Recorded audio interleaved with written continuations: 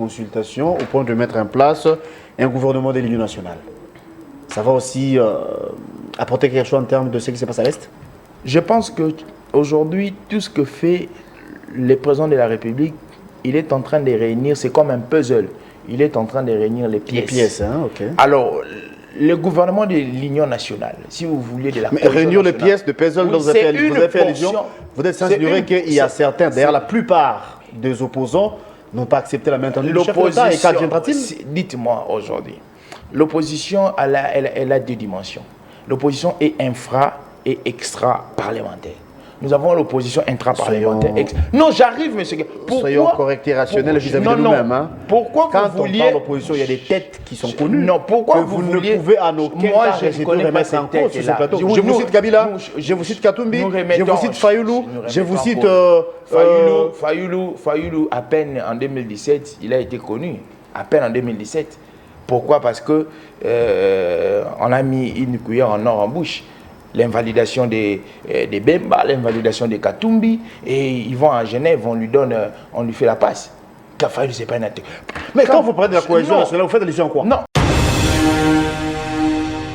Certaines personnes qui refusent la cohésion nationale, il faut aussi vérifier très bien leur nationalité. Qu'est-ce que vous appelez cohésion nationale?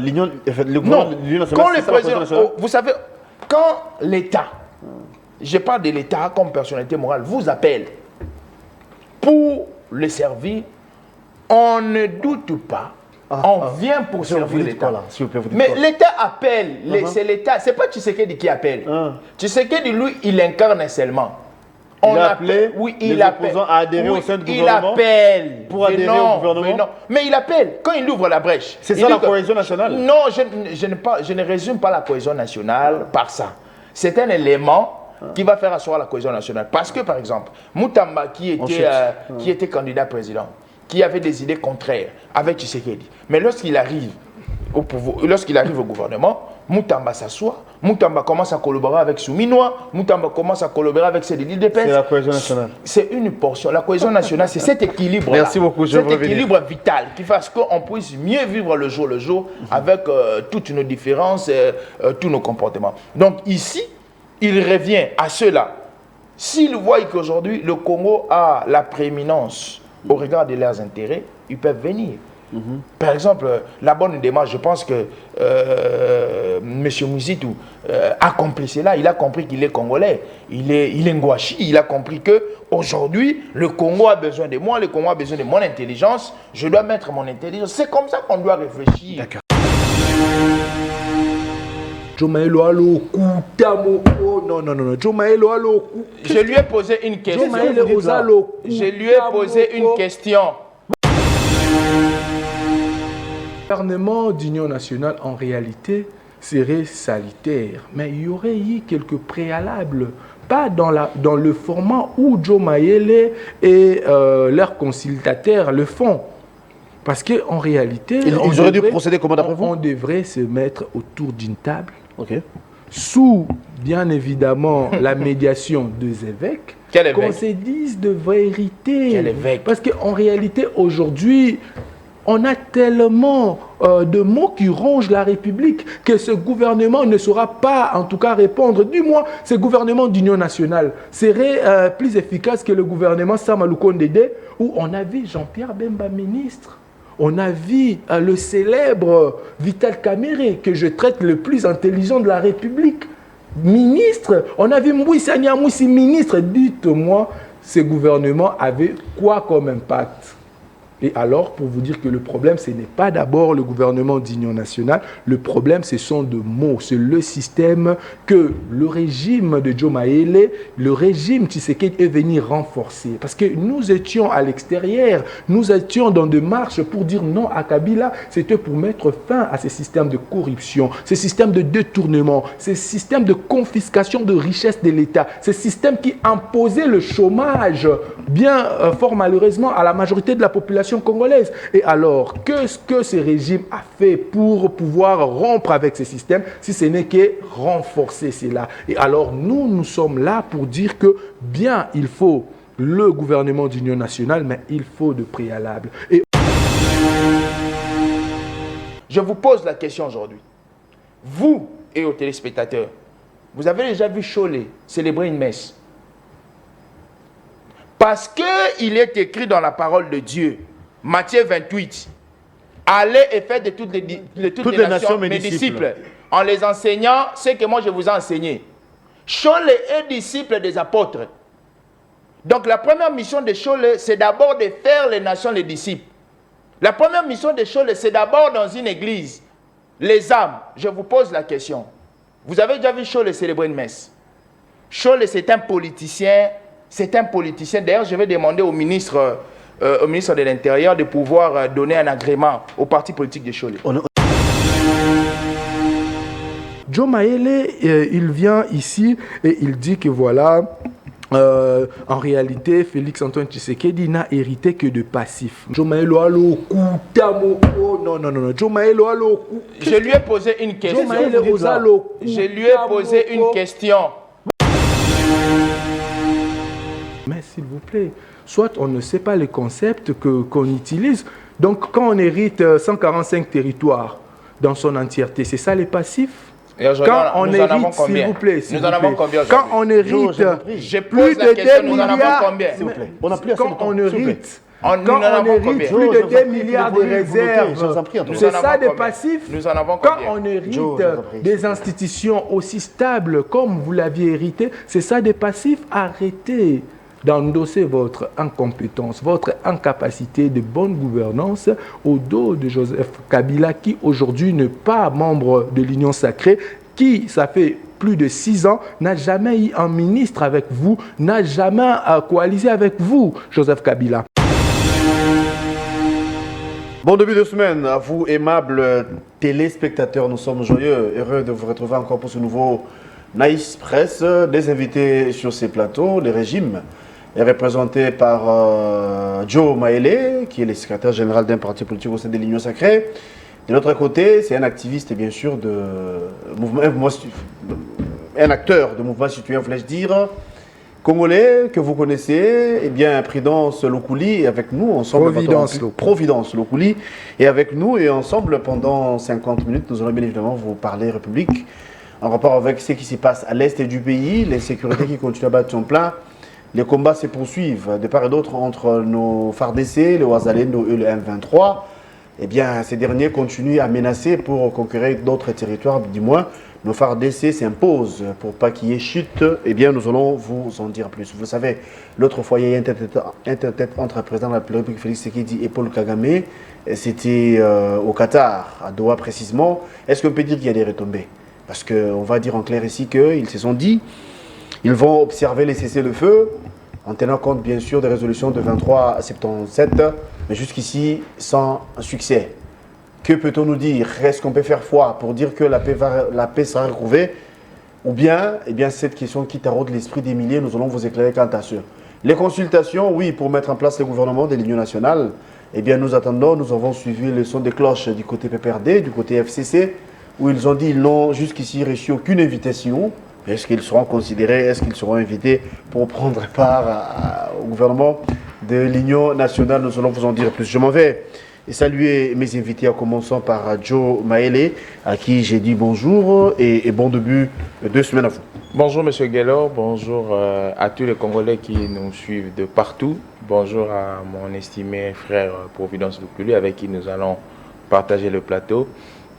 Plus particulièrement, nous sommes de cœur avec nos frères de l'Est du pays. Vous saviez, c'est depuis déjà plus de 30 ans qu'il y a des tueries, il y a des violences, il y a plusieurs éléments d'atrocité, plusieurs actes d'atrocité qui se passent à l'Est du pays. Souvent, ce sont les femmes qui subissent. Et je profite pour ces moments de pouvoir soutenir toutes nos femmes de l'Est et toutes nos jeunes filles de l'Est qui subissent ces atrocités.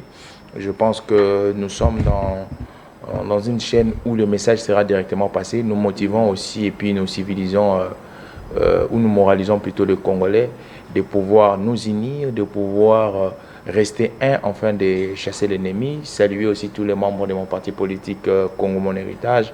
Pourquoi pas mon président Yvan Mundadi qui nous suit, et pourquoi pas le président aussi de la République qui est le premier liquidateur, la première institution, Félix Antoine Tshisekedi Tshilombo. Et je pense que nous allons parler nation, et je pense que nous serons à la hauteur pour enlever quelques zones d'ombre qui hantent l'information. Merci beaucoup, Joe Maele, Providence Lokuli. Merci d'être à la bonne semaine. Merci beaucoup. Bonjour, cher Guélor. Bonjour, cher Joe Maele, qui est mon co-débatteur. Et d'ailleurs, je profite de cette occasion pour pouvoir le féliciter. Hein. C'est les jeunes mariés. Je salue madame.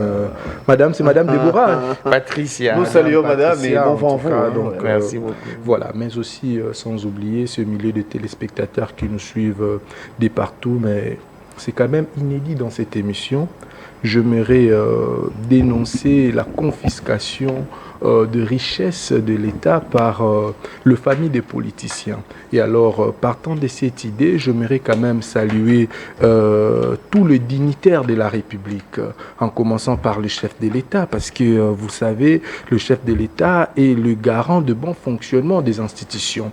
Et alors, nous estimons que si aujourd'hui le richesse de l'État est confisquée par le famille des politiciens, donc le chef de l'État est le premier à endosser des responsabilités. Et alors, je salue tous ces politiciens qui ont confisqué de carrés miniers au détriment de la population. Laissez-moi aussi pouvoir saluer ce millier de familles des politiciens qui vivent dans une luxure extrême alors que la population est en train de croupir dans la misère. Laissez-moi pouvoir saluer ces politiciens qui nous ont dit que nous avions un budget de plus de 10 milliards de dollars alors que le PIB par habitant ne s'est pas évoluer et au-delà de ça, on ne sait pas vivre l'impact de ces budgets, mais aussi, laissez-moi saluer ces députés qui touchent plus de 21 000 dollars alors que nos militaires touchent des sommes illusoires, moins de 200 dollars d'ailleurs. Et laissez-moi citer en saluant aussi la première ministre qui a promis de donner des emplois aux jeunes alors que jusqu'à présent, les jeunes sont majoritairement en chômage et je salue Joe Maele qui est venu défendre ses bêtises ici sur ce plateau. Merci. Il aura le temps de répliquer. Joe, avec vous, nous allons prendre la première question. L'insécurité à l'Est. La guerre, l'agression, si vous voulez, dans la partie Est. Il y a eu un tête-à-tête il y a peu entre le président Félix Tshisekedi et Paul Kagame. C'est vrai, les échanges, on dirait pendant 45 minutes, on croit certains. Ils se sont dit des choses au point d'observer les cessez-le-feu. Mais cependant, vous et moi sommes conscients que sur le terrain, les combats se poursuivent. Est-ce qu'on peut dire que c'était du remplissage, cette rencontre, ou bien ça produira les fruits dans les jours à venir? Qu'est-ce que vous en dites? Merci beaucoup. Je pense que c'est la même dynamique que le président Tshisekedi a mis sur place, la dynamique internationale.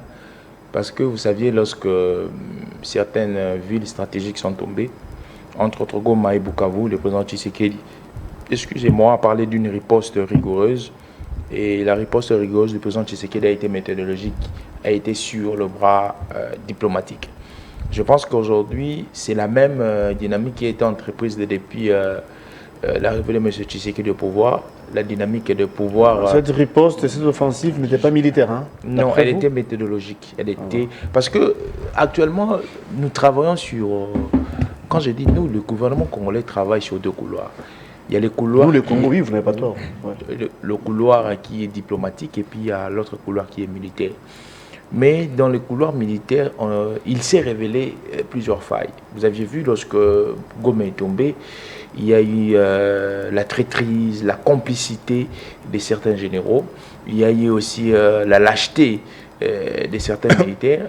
Alors, cette démarche a fait que le président de la République plus accentuer, excusez-moi pour la tautologie, son emprunt sur la démarche qui est diplomatique. Alors, la démarche diplomatique, vous aviez vu, jusqu'à ce jour où nous sommes, comment est-ce que il y a eu un comportement du point de vue international des organismes par rapport au Rwanda et puis par rapport à certains dignitaires criminels qui sont au M23 et au FC. Il y a des sanctions, l'économie du Rwanda est en train de tituber maintenant, ça ne titube pas sur base de la riposte militaire, mais ça titube plutôt sur base de la riposte qui a été diplomatique.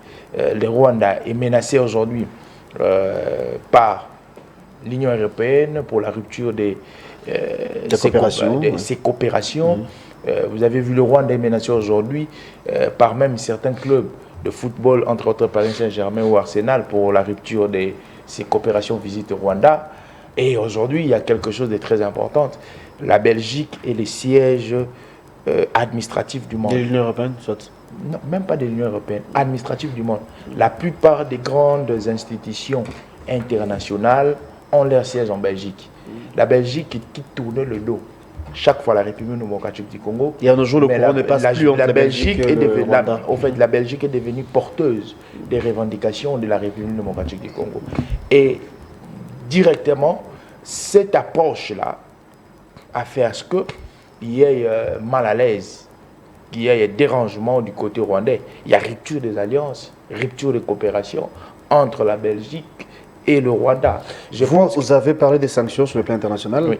Ne voyez-vous pas que même la communauté internationale arrive facilement à nous berner peut-être, ou encore Paul Kagame? Pourquoi je l'ai dit? Parce qu'à chaque fois qu'il y a rencontre entre Paul Kagame et le président Félix, au point de se dire qu'il faut observer les cessez-le-feu, mais la réalité sur le terrain est autre. Ce n'est pas pour une première. L'autre fois, c'était la même chose. Il y a peu encore, ils venaient de se rencontrer au niveau du Qatar, au Qatar. Après, il y a eu les affrontements ni d'été, la vigilance de nos FARDC ou encore de nos Wazalendo. Eh bien, on allait perdre beaucoup de coins. Ne faut pas qu'on nous berne avec de... Non, je sais pas mal s'il faudra dire accord ou encore de promesses, mais sur le terrain, l'ennemi arrive à avancer au point de gagner encore du terrain. Je ne pense pas. Vous saviez aujourd'hui, le Rwanda lui-même n'a pas assez de force pour tenir contre la République démocratique du Congo, qui est notre patrie. Alors, ce qui fait à ce qu'aujourd'hui le Rwanda tienne, c'est que le Rwanda a encore derrière lui certaines personnes. Quand je parle de personnes du point de vue droit international, ce sont les organismes et certains bourreaux internationaux qui continuent d'une manière officieuse de les soutenir. Je donne un exemple. Vous savez que le Qatar a des intérêts au Rwanda comme en RDC. Plus au Rwanda, disons les choses Non, clairement. je vous donne seulement un exemple. Ouais. Le Qatar a des intérêts. Le Qatar est actionnaire à Rwanda Airways. Ouais. Le Qatar aujourd'hui est en train de financer la construction d'un aéroport grandissime là-bas, au Rwanda. Et le Qatar aussi veut investir en République démocratique du Congo. Déjà, c'est avant 2025, le président de la République a fait plusieurs voyages au Qatar pour négocier certaines choses. Alors, voyons, ça c'est un exemple que j'ai donné. Voyons cette zone d'ambiguïté. Parfois avec le Rwanda, parfois avec la République démocratique du Congo. Il faudrait trouver un terrain d'entente et il faudrait au moins pencher de gauche comme de droite. Alors, actuellement, il y a certains pays, il y a certains organismes aujourd'hui qui sont en train de titiller. Parfois, ils sont encore avec le Rwanda, mais au fur et à mesure que nous avancions, au fur et à mesure que le président Tshisekedi et le gouvernement avancent, ils sont en train d'être dénudés. En clair, je veux dire, ils ont parlé de cesser le feu, mais sur le terrain, la réalité est autre. C'est pourquoi j'ai dit... Est-ce qu'on peut faire foi? Non, faire foi, c'est aller trop loin. Est-ce qu'on peut y croire? Je pense qu'aujourd'hui, la démarche de Tshisekedi, c'était la démarche de dénuder les plans machiavéliques du Rwanda, dont certains bourreaux internationaux sont participants. Alors, le président Tshisekedi, à 60%, il a réussi à dénuder. Alors, lorsqu'il est en train de dénuder ces plans, lorsque nous allons arriver jusqu'à la fin, vous allez comprendre que ceux qui soutiennent le Rwanda n'auront pas le choix d'abandonner le Rwanda comme la Belgique l'a fait. Ceux qui soutiennent le Rwanda comme organismes internationaux n'auront pas le choix d'abandonner. C'est un programme, c'est pourquoi je parlais d'une méthodologie qui suit un parcours. Je reviens.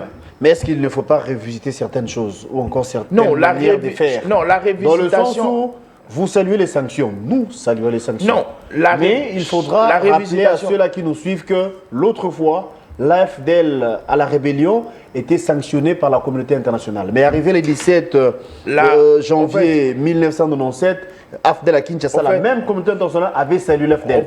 Je veux revenir. La révisitation s'est faite. Ça s'est fait sur base de notre politique diplomatique, ça s'est fait sur base aussi de notre politique militaire. Ça s'est fait. Vous et moi suivons bien sûr l'évolution de ce qui se passe au pays. Il y a eu une rencontre entre Félix Tshisekedi et Paul Kagame. Ils étaient à Doha, au Qatar précisément. Sur le terrain, les affrontements continuent. Nous continuons bien sûr à enterrer le nôtre parce qu'il y a des têtes, il y a des Congolais qui tombent. Quelle lecture faites-vous par rapport à tout ça?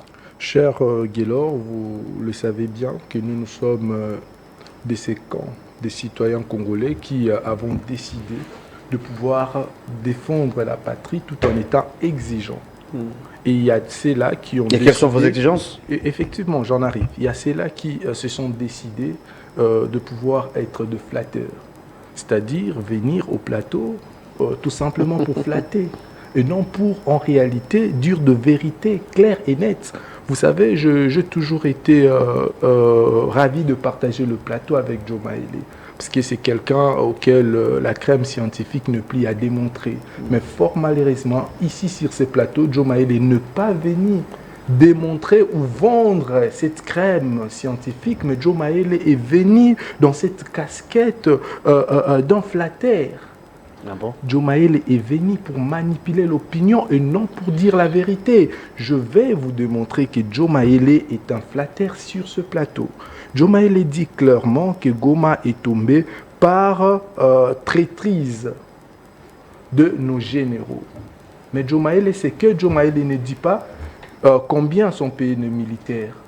Joe Maélé ne dit pas pourquoi Bunagana est tombé.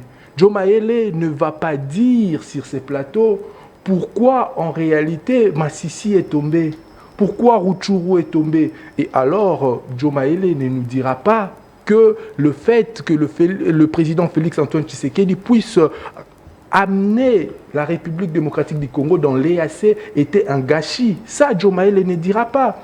Joe Maélé ne dira pas de nombreux contrats que le président Félix Antoine Tshisekedi a fait signer la République avec Paul Kagame. Ça, Joe Maélé ne dira pas. Et Joe Maélé va chercher à endosser le multiple erreur. Donc vous pensez que la situation actuelle, le régime a une part de responsabilité? Mais bien évidemment.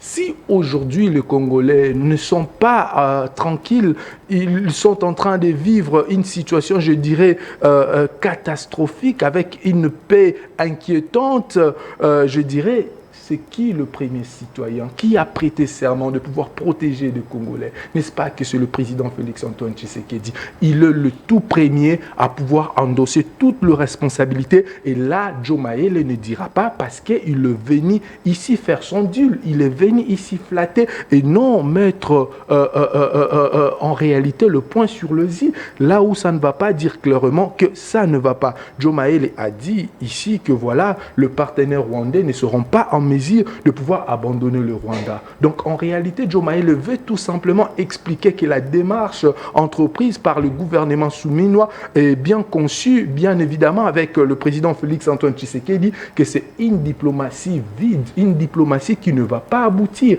Donc Joe Maélé ne veut pas le dire dans des mots clairs. Ben, nous comprenons. Et alors, je me réfère une analyse sur cette rencontre. Vous savez...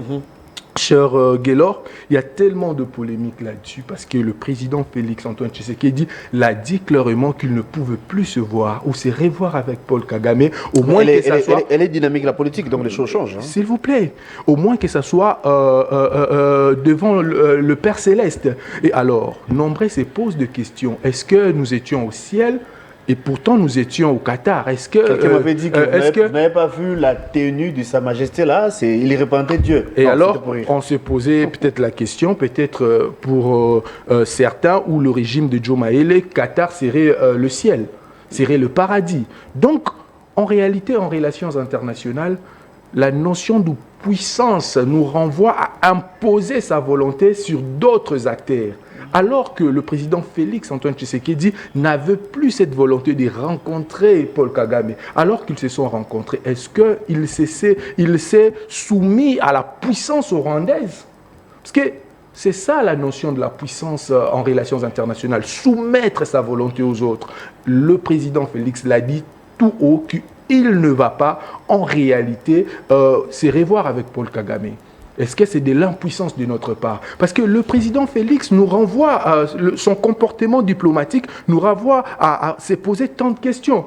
Il a dit qu'il y aura une riposte vigoureuse. Pourquoi cette riposte vigoureuse tarde-t-elle? C'était sur le plan diplomatique. S'il vous plaît, s'il vous plaît. Peut-être parce là, nous observons déjà, nous comptons même le sanction. Certaines réalités internationales. Pourquoi le président Félix-Antoine Tshisekedi nous a dit clairement qu'il va réunir les deux chambres en congrès pour déclarer la guerre? Pourquoi le président Félix tarde à le faire? Ça serait peut-être une soumission de la part du régime rwandais? Ce sont des questions qu'on se pose plutôt bien. Écoutez, cher Guélor, vous savez, la diplomatie, c'est différent de faire du tourisme. La diplomatie renvoie au véhicule qui conduit une politique, je dirais, étrangère. Et la politique étrangère, c'est la vision qu'a un État vers son monde extérieur. Vous voyez, le Rwanda, aujourd'hui, a une politique étrangère. Et c'est quoi la politique étrangère du Rwanda? Il veut imposer son hégémonie dans la sous-région des Grands Lacs. Il veut se faire un État fort. Et comment se faire un État fort? Il le faut affaiblir l'ex-Zaïre, c'est la République démocratique du Congo. Et c'est quoi la politique étrangère de la République démocratique du Congo actuellement dans la sous-région des Grands Lacs, si ce n'est que pleurnicher? Donc en réalité, nous avons une diplomatie qui ne fait que pleurnicher, qui n'a pas de résultats concrets. On s'est vu à Douala. C'est quoi le résultat? C'est quoi l'amélioration des situations sur terrain? Si ce n'est que Walikale qui ne fait que tergiverser. On a parlé de cessez-le-feu, mais est-ce qu'il y a eu même cessez de l'eau? Parce que ça brille chaque matin. C'est la question qui a été posée. On se dit, est-ce que cette rencontre a renforcé la confiance de M23 ou ça devrait normalement l'air affaiblir? Est-ce que c'est le cas? Donc, nous estimons que la gouvernance actuelle fait pratiquement de mauvais choix. On devrait se voir avec ces belligérants, normalement, ce rebelle, au niveau de Luanda. Mais pourquoi une telle surprise? On nous voit là-bas, voilà, et alors que... Nanga saboté, hein, non, mais le respect ou la coutume diplomatique veut que nous soyons là-bas pour célébrer. Là-bas, la délégation congolaise était là-bas. Mais effectivement, mais laissez-moi vous dire que le problème était non seulement de se voir là-bas, mais d'imposer notre carnet d'adresses. Qu'est-ce que nous avions imposé? En réalité, nous comprenons que nous sommes en train de tergiverser et ça, Joe Maele ne le dira pas. Ça, Joe Maele ne le dira pas. Pourquoi? Parce qu'il veut tout simplement jouer à la politique du profiteur, à la politique, je dirais, du corbeau et les renards. Donc, en réalité, il veut ne pas dire de vérité au président Félix-Antoine Tshisekedi dans le but, peut-être, de faire des yeux doux. Or, cette politique n'aboutit pas et n'aide pas l'intérêt général. Donc aujourd'hui, nous pouvons dire que le régime actuel a beaucoup à revoir dans sa politique, surtout sa politique étrangère. Vous proposez quoi à la place? La solution, d'après vous, ça peut être... Non, mais par exemple, je vous ai toujours dit, il faudrait en réalité mettre beaucoup et encore beaucoup de moyens sur le plan diplomatique, mais aussi sur le plan militaire. Et sur le plan diplomatique, il faut, en tout cas, je l'ai toujours dit, on a besoin des experts et non on a besoin de cette politique paroissiale ou parce que vous êtes un pote à moi, parce que vous êtes nommé ambassadeur. Dialogue à l'interne, parce qu'il fallait le part des assises de Kinshasa. Non, mais écoutez, là... Les régimes nous parlent du gouvernement de l'Union nationale, de l'Union nationale. D'abord, un cadre intercongolais, c'est indispensable. C'est indispensable, pourquoi? Parce que ça va résoudre quel problème? Mais écoutez, vous savez, nous sommes dans cette chaîne ça va taire les armes de l'un de penseurs congolais, Adolphe Muzitu. Adolphe Muzitu a dit qu'il faudrait faire la guerre au Rwanda. Ouais. Mais pour faire la guerre au Rwanda, il a quand même énuméré quelques préalables, c'est-à-dire mettre de moyens. Et alors, aujourd'hui, quels sont les moyens que nous disposons au niveau de l'armée? Et ces moyens peuvent peut-être paraître illusoires et il y en a tellement de détournements. Que pouvons-nous faire pour arrêter cette hémorragie de détournement? Ça, on ne dit pas. Donc, en réalité, moi, je pense que nous devons se mettre autour d'une table. Et moi, personnellement, avec le mouvement citoyen, nous avions proposé que le gouvernement qui sera ici de ces cadres de discussion soit un gouvernement qui va travailler avec le bénévolat. Mais que direz-vous de ça? Parce que le père des églises... Vous avez suivi, ils avaient entamé les démarches, de consulter, tout ça là, au point de demander qu'il y ait dialogue entre Kinshasa et le M23. Mais chose acceptée, il y a eu rendez-vous en Angola, à Luanda précisément, où le M23, ou encore Nanga et son équipe, y étaient. Ils n'ont pas répondu à l'invitation.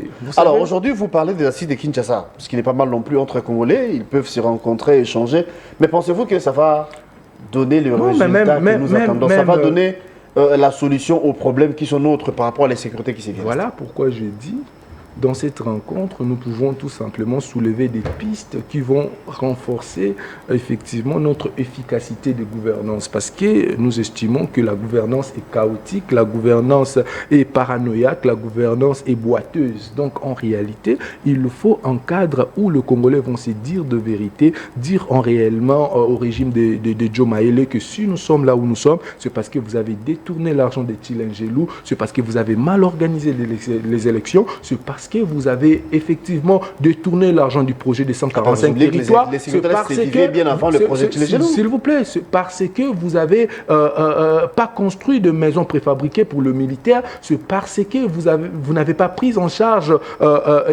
sur le plan éducatif alimentaire de nos militaires, c'est parce que vous payez tellement trop et très bien des députés et des mandataires publics et vous abandonnez le militaire. Donc il faut dire de vérité à ces régimes et leur dire c'est parce que vos familles, vous avez confisqué toute la richesse de l'État au détriment de la majorité de la population et le régime de Joe Maele, qui est le régime actuel, devrait maintenant avoir l'obligation de pouvoir dire en tout cas nous acceptons nos erreurs et nous demandons pardon au peuple congolais et alors trouvons un compromis pour la bonne gouvernance. Parce que si aujourd'hui le M23 est en train de faire ce qu'on dit à Lingala, les bisetti, c'est tout simplement parce qu'en rapport de force, il pense qu'il est plus ou moins équilibré. Du moment où il y aura ces déséquilibres, le M23 va se sentir gigilé. En tout cas, je ne pense pas qu'il viendra tout simplement pour négocier, mais il va prendre la fuite. Et s'il ne le fait pas, c'est parce que le régime de Joe Maele pense beaucoup plus à leur famille, je dirais biologique, à leur famille restreinte, à cet égocentrisme politique en lieu et place de penser à l'intérêt général. Joe Maele, allons sur le terrain de solutions, sur la piste de solutions. Qu'est-ce qu'il faut faire concrètement pour parler paix définitive de la partie Est? Déjà, vous avez tenté, vous le régime, parce que vous êtes du pouvoir, d'échanger avec le M23 qui l'autre fait considéré comme terroriste, mais hélas sans succès. Il y a eu tête à tête entre Félix Tshisekedi et Paul Kagame, la même chose, donc c'est encore l'échec, on va le dire comme ça, parce que sur le terrain, les atrocités ou encore les combats se poursuivent. Au final, les opposants pensent que les assises de Kinshasa peuvent changer certaines choses. Vous, de votre côté, vous avez dit non, il faut consulter pour mettre en place un gouvernement de l'Union nationale. Ne va pas qu'on est en train de patauger encore, de tâtonner, si pas de tourner à rond, et que nos compatriotes continuent à crever dans la partie et nous continuons à enterrer les nôtres. Merci, M. Guélo. Je pense que le camarade Providence Lokouli nous a taxé de tous les mots. Vous saviez, si je prends un Sud-Africain, et je les mets ici dans ces plateaux, je prends le même fait qui se passe à l'est du pays, nous le prenons dans une portion de l'Afrique du Sud, vous allez comprendre que les langages ou la rhétorique du Sud-Africain serait contraire à la rhétorique de mon frère Providence. Pourquoi? Parce que le Sud-Africain a la considération d'abord de la terre. Pourquoi? Parce qu'il s'est dit que la terre n'a pas une appropriation. La terre, c'est lié à la nation. Quand la terre est menacée, on met de côté toutes les couleurs, les vêtements, les tendances idéologiques. Il est question d'abord de défendre la terre et après la défense de la terre, nous pouvions continuer tout ce qui est en interne.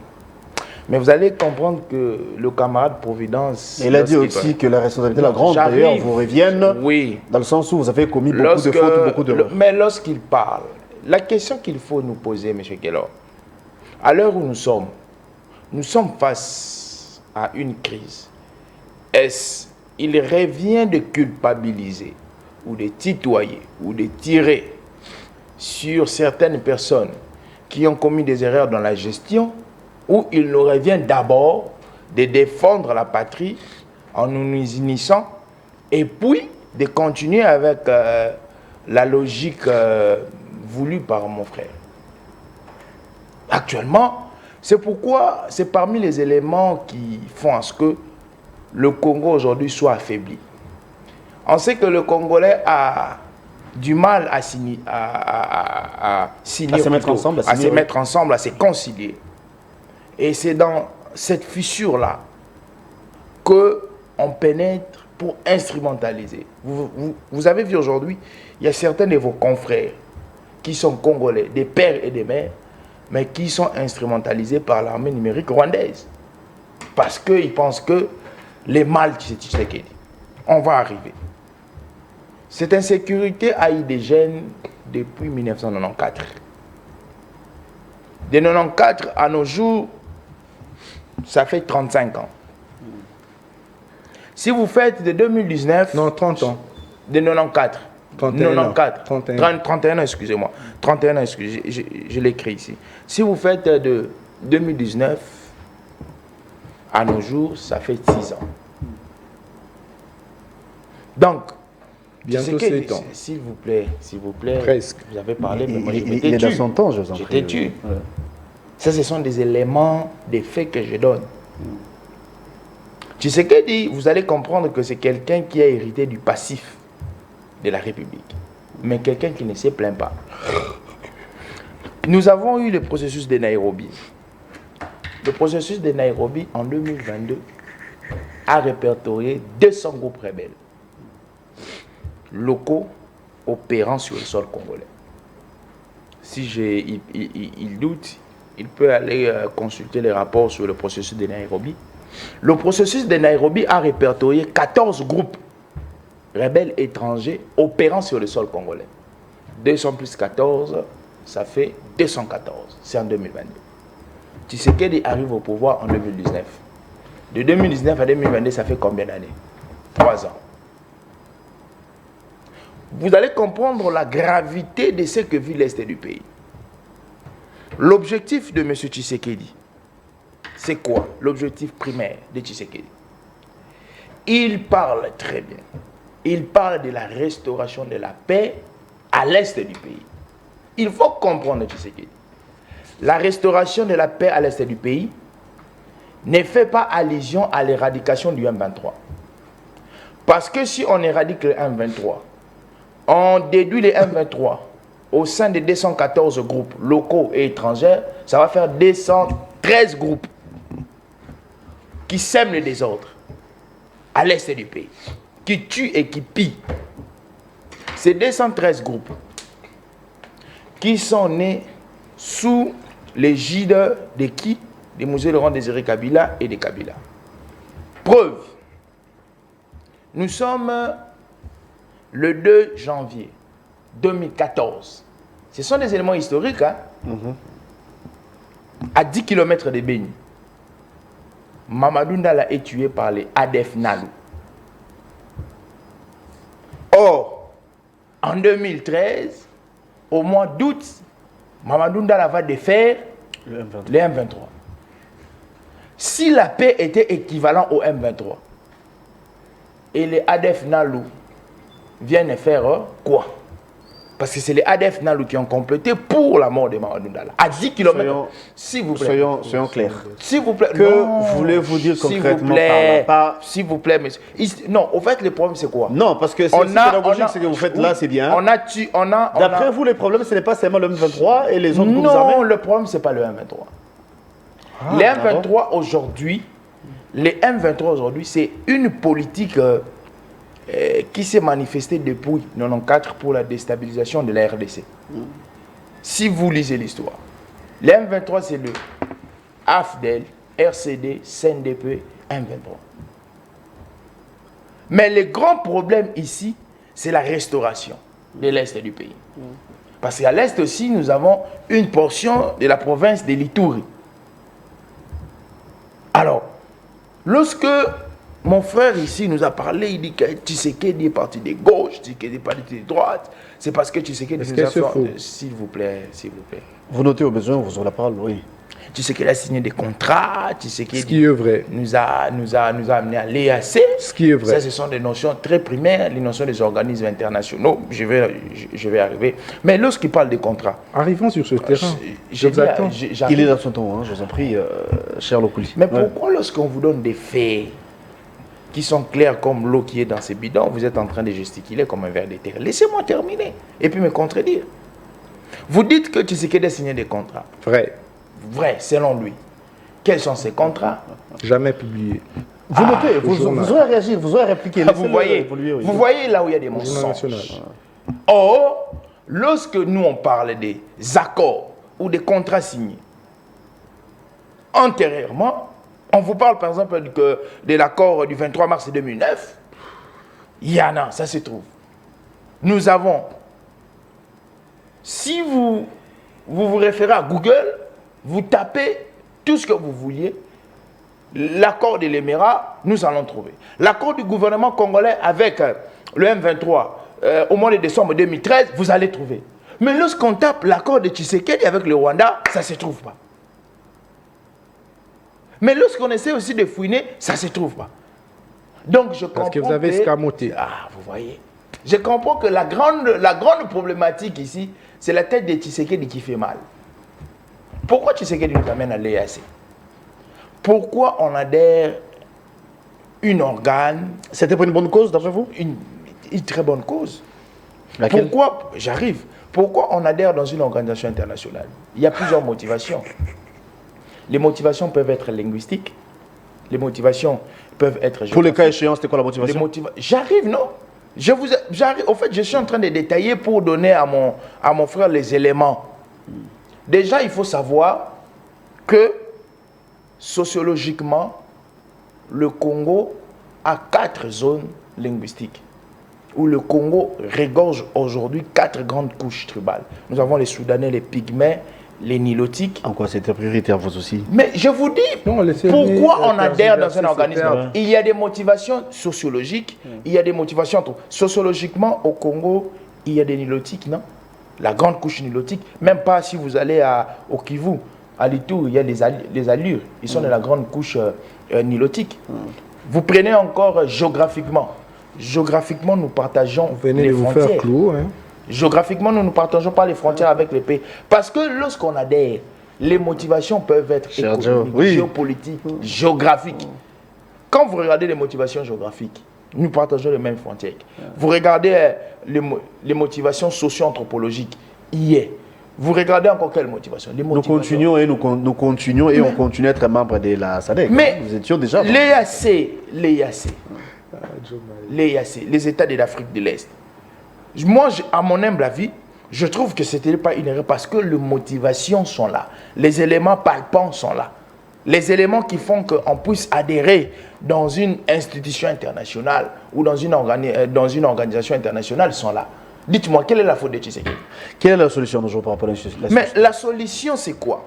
La solution, c'est que le président Tshisekedi travaille sur 2 branches. Il travaille sur la branche diplomatique et la branche militaire. Et pensez-vous qu'il y a des avancées? La grande restauration, oui. Il est en train de faire quoi? Il y a une restauration profonde de notre bras militaire. Vous savez, aujourd'hui, je parlais de l'histoire. Nous vivons de choses léguées par le régime Kabila. Ça, ce sont des choses vraies.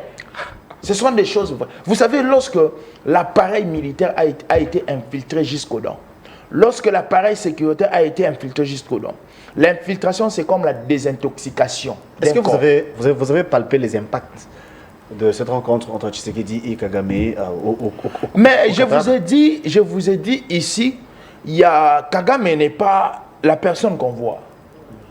Kagame, c'est la personne qu'on pousse.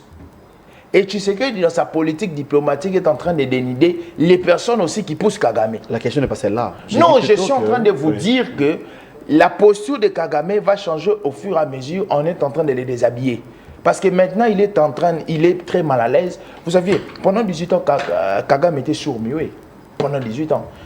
comptez le nombre de communications qu'a fait Kagame sous les rênes de Tshisekedi. Premier mandat, deuxième mandat. Ça change quoi sur le terrain? Non. Sinon, avant de repasser la parole de ses côtés, sur terrain, le régime, aujourd'hui même, vous allez entamer des consultations au point de mettre en place un gouvernement de l'Union nationale. Ça va aussi apporter quelque chose en termes de ce qui se passe à l'Est? Je pense qu'aujourd'hui, tout ce que fait le président de la République, il est en train de réunir, c'est comme un puzzle.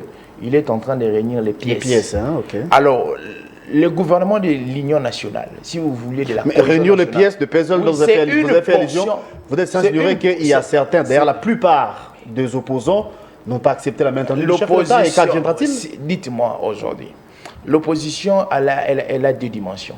L'opposition est infra et extra-parlementaire. Nous avons l'opposition intra-parlementaire.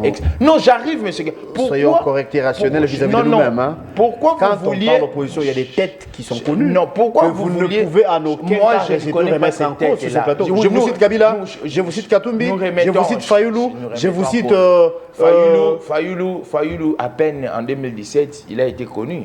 À peine en 2017. Pourquoi? Parce que on a mis une cuillère en or en bouche. L'invalidation des Bemba, l'invalidation des Katumbi, et ils vont à Genève, on lui fait la passe. Kafaï, c'est pas un acteur. Mais quand vous parlez de la cohésion nationale, vous faites allusion à quoi? Non, au fait, aujourd'hui, le président Tshisekedi élargit les champs. En 2017, et alors Yvon Mundadi connu quand? Mais est-ce qu'ici on parle de Yvon Mundadi? S'il vous plaît, après, je vous parle de Fayoulou. Yvon est connu depuis. Non, ici on parle de son président. Yvon a été connu. Est-ce qu'ici on parle du président? Il peut nous dire. Yvon Mundadi a un parcours, il a un parcours comme tout politicien. Aujourd'hui, il est président d'un parti politique. Il œuvre dans la majorité présidentielle. Preuve.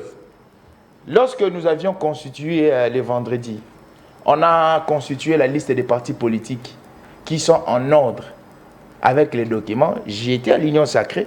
Nous sommes parmi les partis politiques qui sont en ordre. Vous n'avez pas répondu à ma question. Non, je suis en train de vous... Yvon Mundadi a été connu. Ne les prenez pas en termes de personnalité physique, c'est une personnalité morale. Vous avez voulu vilipender Fayoulou. Mais on parle d'un acteur majeur.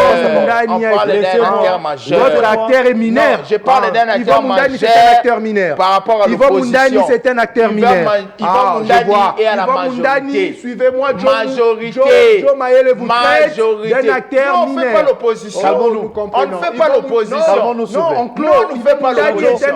Mais comment tu veux nous transverser dans l'opposition? Comment il veut nous transverser? Non. Je n'accepterai pas ça. Comment il veut nous transverser dans l'opposition?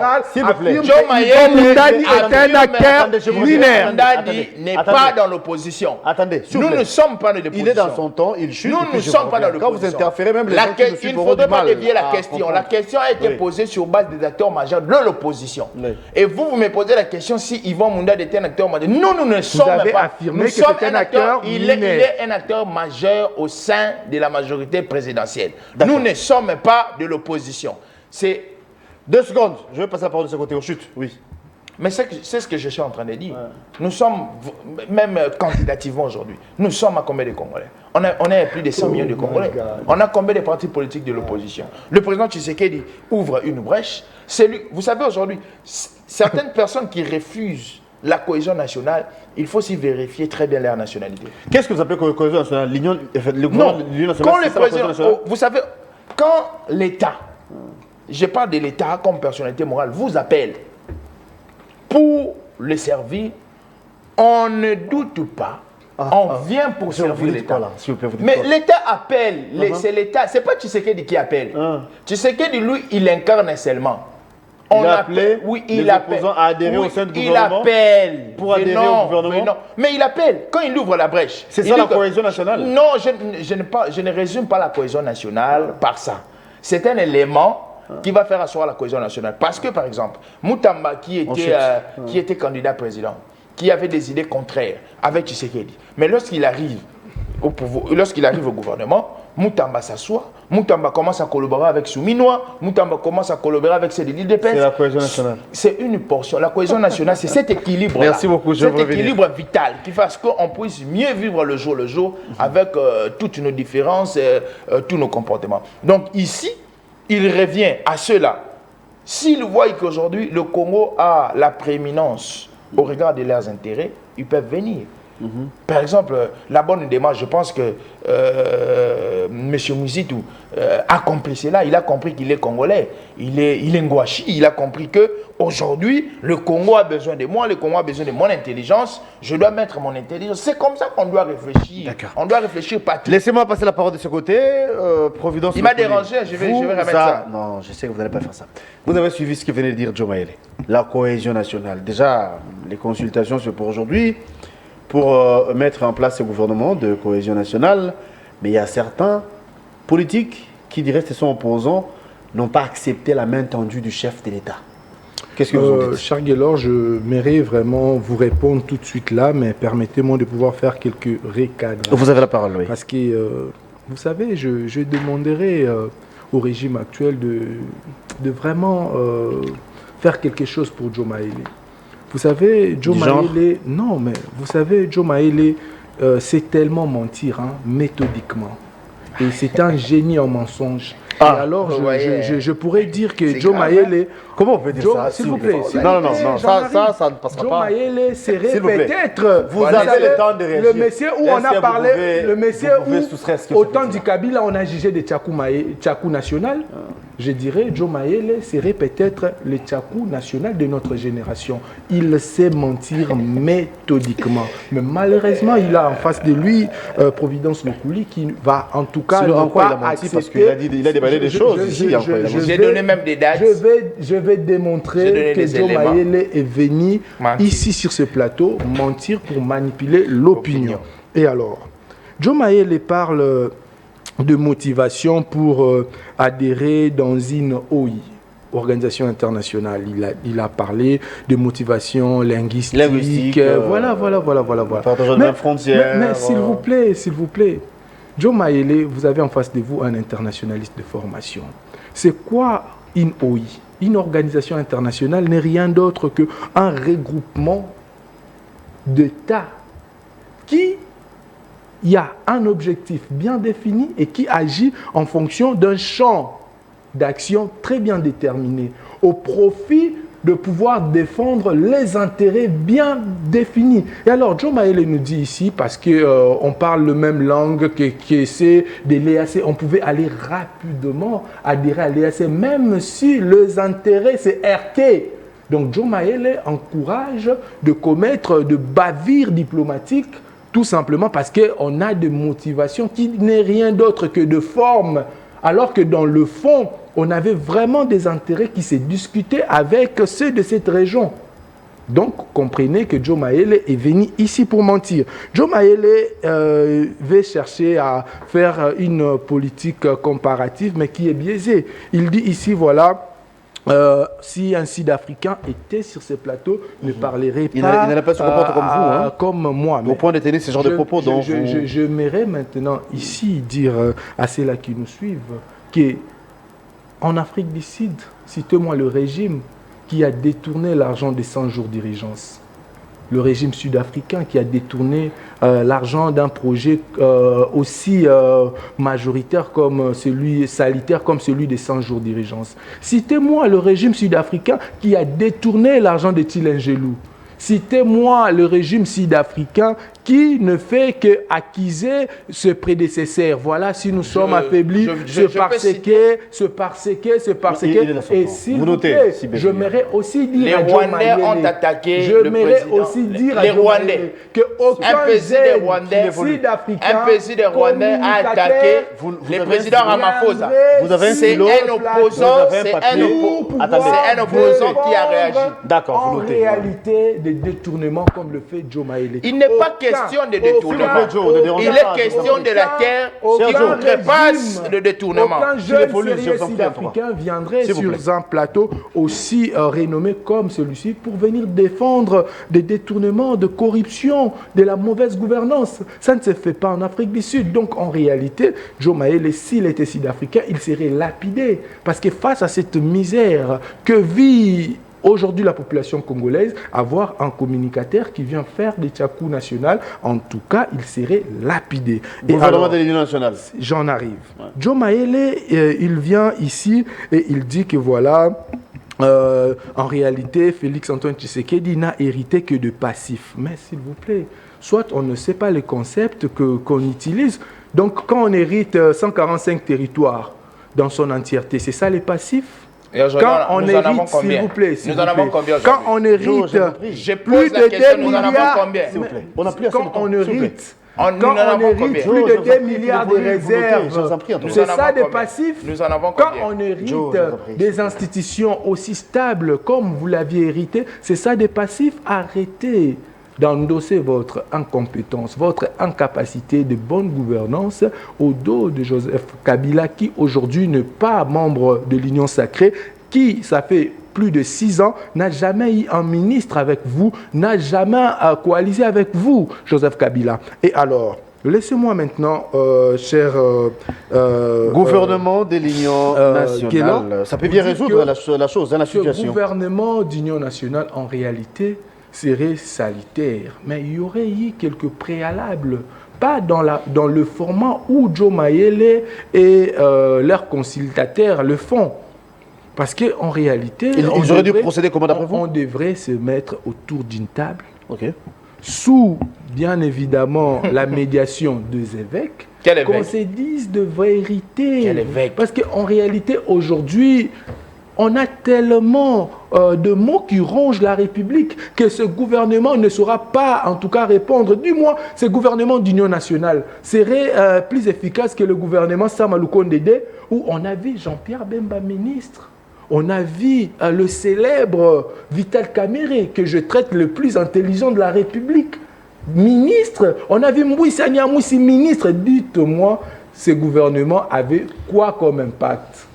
Et alors, pour vous dire que le problème, ce n'est pas d'abord le gouvernement d'union nationale, le problème, ce sont de mots. C'est le système que le régime de Joe Mayele, le régime Tshisekedi est venu renforcer. Parce que nous étions à l'extérieur, nous étions dans des marches pour dire non à Kabila. C'était pour mettre fin à ces systèmes de corruption, ces systèmes de détournement, ces systèmes de confiscation de richesses de l'État, ces systèmes qui imposaient le chômage, bien fort malheureusement, à la majorité de la population congolaise. Et alors, qu'est-ce que ce régime a fait pour pouvoir rompre avec ce système, si ce n'est que renforcer cela? Et alors, nous sommes là pour dire que, bien, il faut le gouvernement d'union nationale, mais il faut de préalables. Et on n'a pas besoin d'un gouvernement qui va coûter encore 4 fois plus cher à la République, alors qu'on a besoin de mettre des moyens à l'effort de guerre. Dites-moi, si on disait au président de Joe Mayele, Yvon Mundani, aujourd'hui ministre, de pouvoir travailler bénévole au gouvernement, est-ce qu'il va accepter?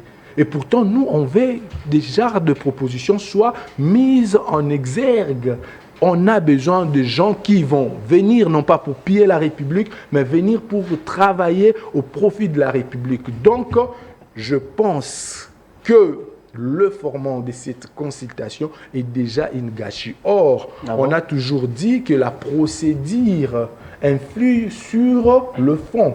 Donc, en réalité, le fond, on ne peut même plus y penser parce que vous voulez consulter les gens comme des prisonniers, comme des petits garçons. Non, voyez-vous, Fayulu être consulté dans ces genres de conditions.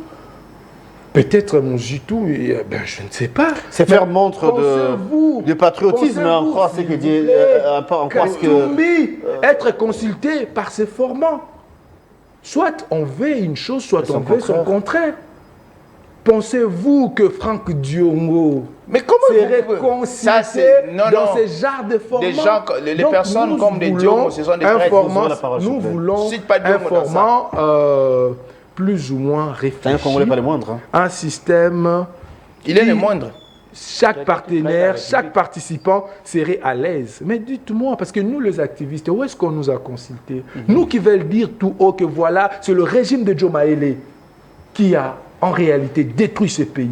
C'est le régime de Joe Mayele qui ont détourné de millions de dollars qui devraient normalement servir à l'armée, qui devraient normalement reconstruire notre République. Mais est-ce que dans ce donc d'après vous, c'est déjà un mauvais départ? Mais c'est un échec de départ. Pas un mauvais, tout simplement. Un échec de départ. Merci d'être venu. Qui pourrait peut-être être rattrapé. Et alors, en conclusion, je dirais, vous savez, les choses se passent très mal. La population est en famine. Notre armée a besoin de se nourrir. il y a quand même quelqu'un qui essaye de fournir des efforts. C'est le ministre Grégoire Michai Mutombo, qui est le ministre d'Agriculture. Et d'ailleurs, j'essaye de saluer ses efforts parce qu'il était, je dirais, il n'y a pas longtemps, la semaine passée, avec Bakambu, qui est aujourd'hui reconnu comme l'ambassadeur de bonne volonté dans le secteur agricole. Donc c'est quelque chose de bien parce que il faut vraiment s'investir dans l'agriculture. C'est quelque chose de trop important. Merci beaucoup, Providence Lokouli, d'avoir répondu à notre invitation. Merci. Partie remise, on peut vous retrouver prochainement. En tout cas, Joe Maele, c'était un frère. Merci de la disponibilité. En tout cas, on a toujours été là et j'ai toujours dit aux gens que si aujourd'hui Providence Lokouli est connu, Providence Lokouli est dans des médias, j'ai des invitations partout, c'est parce que Nice Press m'a vraiment, il a crié en moi alors que je n'étais rien. C'est pour nous un plaisir de reconnaître. Merci surtout pour ça. Joe, en guise de conclusion, c'est avec vous que nous allons boucler. Vous avez suivi ce que venait de dire Providence Lokouli. Moi, j'ai posé la question pour dire que est-ce que c'était un mauvais départ? J'ai parlé de ces consultations. Un échec de départ. Rapport avec le gouvernement de l'Union nationale, mais il a dit non pas un mauvais départ, mais plutôt un échec de départ. Que peut-on nous attendre de ces consultations au point de mettre en place le gouvernement de l'Union nationale? Vous voyez, lorsque ça respire l'incohérence dans les dires, ça conclut aussi par l'incohérence. Vous comprenez? Ça respire l'incohérence par les dires, ça conclut aussi l'incohérence des dires. Je faut être sérieux dans la c'est pas moi qui l'ai dit, hein. Ce sont les grands intellectuels qui l'ont dit. On part en logique. On va un peu faire un syllogisme. S'il vous plaît, c'est très important. S'il vous plaît. Le syllogisme. C'est très important. J'aimais beaucoup ces cours ensemble. Merci beaucoup. Il y a des principes qui sont... Oui, principe du syllogisme. Je comprends où vous voulez. Je prends les s'il vous plaît. Mais pourquoi vous ne voulez pas que je parle? Il y a des choses cachées ici que vous ne voulez pas que nous... Non, soyez sérieux, Joe Maele. Il est là son temps, pas du tout. Oui. Deux prémices mais pas pour mentir. Qui sont négatives ne donnent pas de conclusion. Deux choses qui sont négatives ne produisent pas de bonnes choses. Le gouvernement Tshisekedi est un gouvernement incompétent.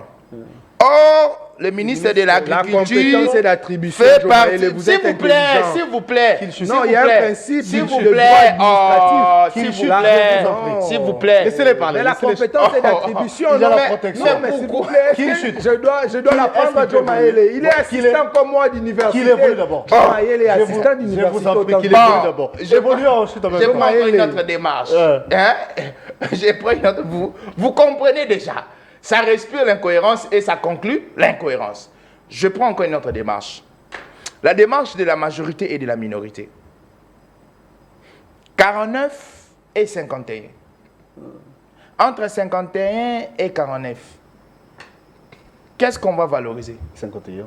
Si le ministre de l'Agriculture est parmi les 51 personnes qui sont mauvaises, donc le gouvernement aussi est mauvais.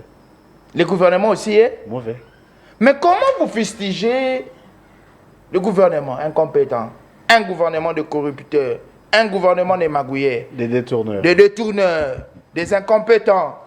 On va se quitter. Mais vous déduisez. Non, vous n'avez pas répondu à la question de l'Union nationale. J'arrive ici. Non, parce qu'il n'a pas la réunion sacrée. Non, il n'a pas de J'arrive dans la région de... J'arrive maintenant à la question de l'Union sacrée. Il chute par là. J'arrive dans la maison de l'Union sacrée. Il dit que la démarche est biaisée. Il a dit plutôt que c'est de l'échec déjà du de l'échec. Selon son format, il faudrait que les évêques qui font partie de la Cinco, qui sont d'abord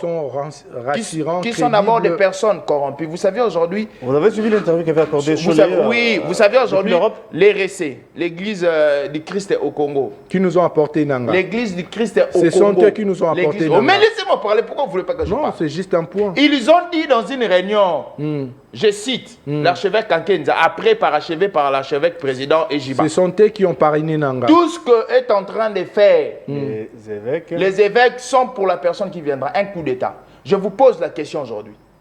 Vous et aux téléspectateurs, vous avez déjà vu Cholet célébrer une messe?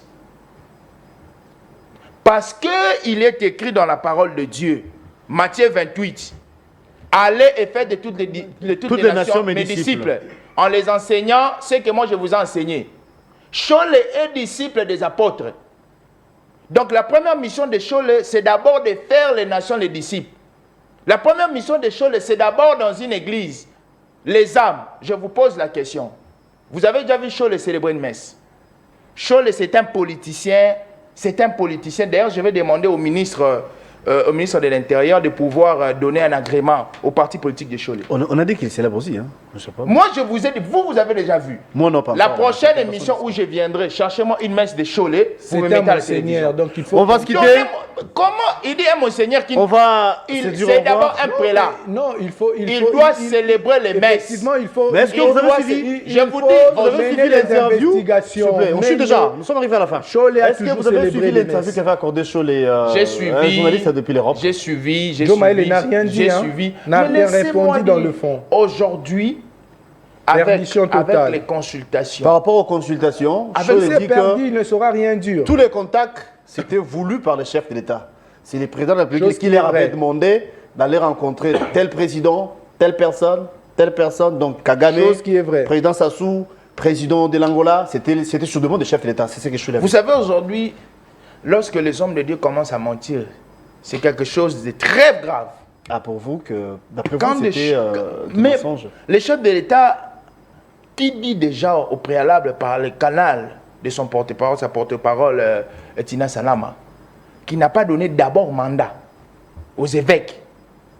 Mais les évêques aujourd'hui... Qui dit vrai, qui dit faux, c'est pas là qu'on va se quitter, mais Cholet a dit clairement que l'agenda là, c'était les contacts des chefs de l'État, c'est les chefs qui avaient envoyé. Ça, c'est Cholet qui l'a dit. Quand vous lisez les livres d'Apocalypse, on vous dira que l'Antichrist est déjà parmi nous. Merci Joe d'être venu. L'Antichrist, ça commence... Vous savez, lorsque vous voyez les hommes d'église... Merci d'avoir répondu à l'invitation. Commence à mentir, c'est la manifestation de l'Antichrist. Cher Guélor. Merci à vous. En tout cas, merci beaucoup. Mais Nanina, c'est la conclusion de mon lingala. Obi que Joe Maël, ce qui est musicien, il y a Kim Kester et Méné. Joe Maël a le coup.